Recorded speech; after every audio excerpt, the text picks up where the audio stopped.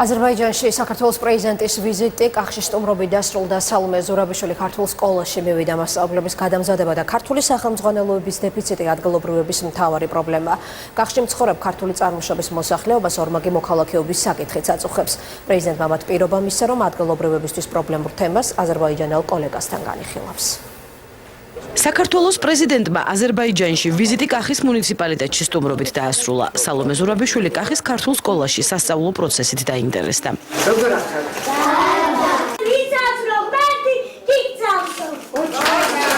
სკოლის დირექტორისთვის მთავარი პრობლემა პედაგოგების გადამზადება და ქართული სახელმძღვანელოებია. მას იმედი აქვს, რომ ხელისუფლება სკოლას დაეხმარება.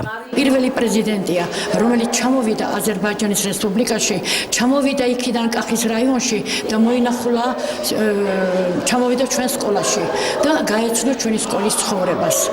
მე-18 საუკუნის წმინდა გიორგის ეკლესია კახში მოქმედი ორი მართლმადიდებლური ტაძრიდან ერთ-ერთია. ტაძარში შეკრებილებს საქართველოს პრეზიდენტთან რამდენიმე თხოვნა ჰქონდათ. ერთ-ერთი ორმაგი მოქალაქეობის მიღებაა.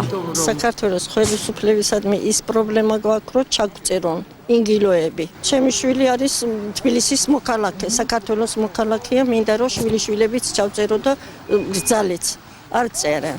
ჩვენი გასაჭირი საერთო რიგში რომ გვინდა ორმხრივ მოქალაქეობა. მოგცან აღვიდგინო როგორც იყო პრეზიდენტი დაგვპირდა მუშაობთ მაგ საკითხზეო.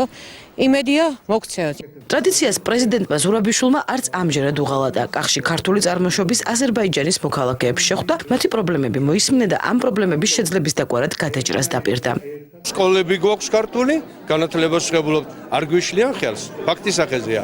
დანარჩენი თუ არსებობს რაღაც პრობლემები, თავად მოგევარებებ. სიამოვნებით დაველოდები ამ ორ ქვეყანას შორის ურთიერთობის გაღრმავება, გაძლიერებას, ახალ გამოწვევებს და ახალ ეტაპზე ასვლას. ერთ-ერთი საკითხი არის, რომელიც ჩემთვის ძალიან მნიშვნელოვანი იყო ყოველთვის, ეს არის ორმაგი მოქალაქეობა, იმიტომ რომ მე ვთვლი, რომ ეს არის კიდევ ერთი კავშირის გაბმა. ჩვენ ისეთ სოფლიოში ვცხოვრობთ, სადაც ადამიანების გადაადგილება კარგი არის თუ ცუდი არ ვიცი, მაგრამ ძალიან გახშირდა.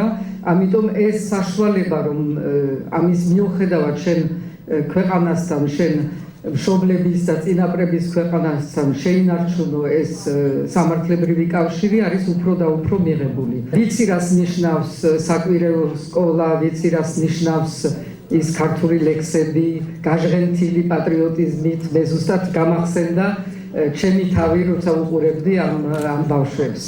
პრეზიდენტთან ერთად კახში საპარლამენტო დელეგაციაც იმყოფებოდა. დეპუტატები ადგილობრივების მიმართ უფრო მეტი ყურადღების აუცილებლობაზე საუბრობენ.